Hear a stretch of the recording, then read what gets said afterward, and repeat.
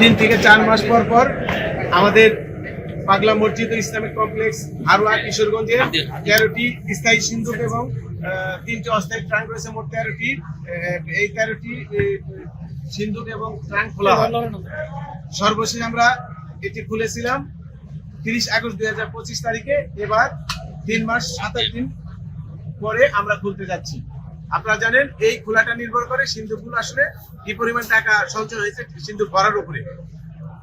আমরা 30 আগস্ট 2025 তারিখে খুলেছিলাম, তখন টাকার পরিমাণ ছিল 12,09,37,220 টাকা, যা গণনা শেষে রূপালী ব্যাংক মসজিদের অ্যাকাউন্টে জমা করা হয় এবং প্রাপ্ত স্বর্ণ সহ অন্যান্য দ্রব্য এবং ডলারগুলো জেলা প্রশাসনের ট্রেজারিতে জমা রাখা হয়। এগুলো ট্রেজারিতে জমা আছে। আপনারা জানেন আমাদের 3 একর জমির উপরে পাগলা মসজিদ কমপ্লেক্স ও ইসলামিক রিসার্চ সেন্টার হবে।